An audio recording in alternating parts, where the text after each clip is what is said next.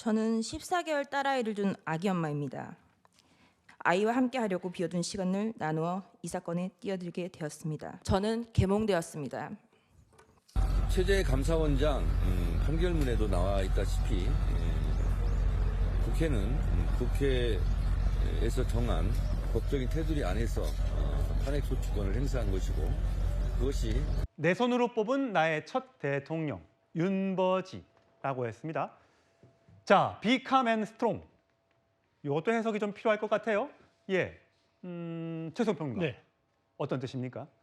침착하고 강하게 예, 뭐 이런 의미죠.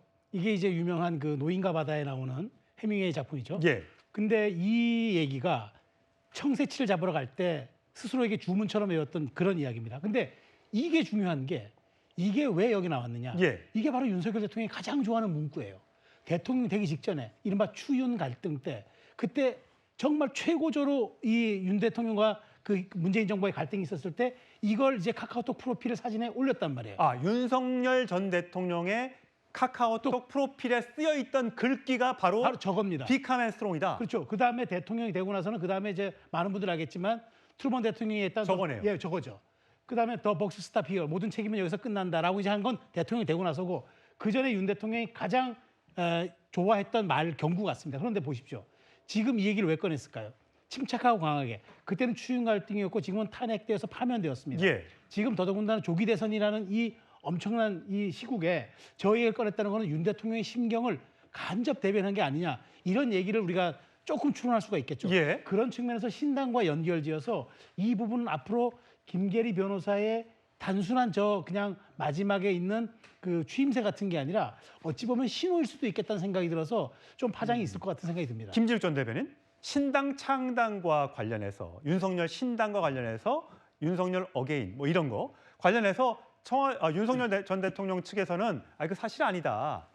변호사들이 청년들이 자기들이 좋아서 추진했던 것이지 하란 말 한 적 없다. 물론 일부 보도에서는 먼저 오케이를 승낙을 받고 추진했던 건데 왜 저렇게 얘기를 하지? 라는 뭐 보도도 있었습니다만 일단은 공식적으로는 부인했는데 저렇게 만나서 사진을 찍고 비캄 앤 스트롱이라는 문구를 갖다 쓴 거를 보면 신당 추진이 완전히 끝난 건 아니다 이렇게 봐야 되는 겁니까? 계속 진행형이다, ING 상태에 있다 이렇게 봐야 될 것 같습니다.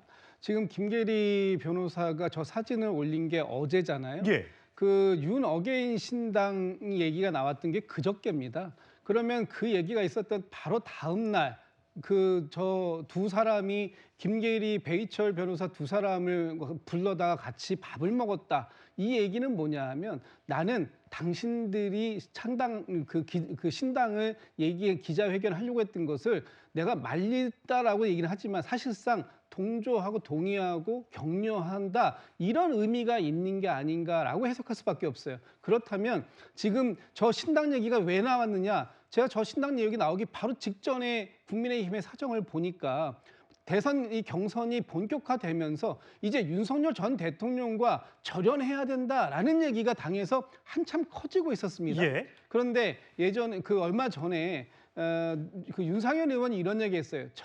절연보다 무서운 게 분열이다 이런 얘기를 했습니다. 예. 그 얘기는 윤석열 전 대통령과 절연한다고 한다면 윤석열 대통령은 얼마든지 나가서 신당을 창당할 수 있고 분열을 할 준비가 되어 있다. 그러니 선택해라. 윤석열 전 대통령과 함께 갈 것인가 아니면 따로 갈 것인가 이제 그 몫은 국민의힘 안에 있다 이런 얘기를 경고 메시지 준 거거든요. 그 경고 메시지를 처리하고 바로 다음 날 그 경고 메시지를 준 본인들 장본인 두 사람을 불러다가 밥을 먹었다. 여전히 이것은 유효한 언제든지 다시 꺼낼 수 있는 카드다라는 부분을 강조한 것이다. 저는 그렇게 해석됩니다. 예.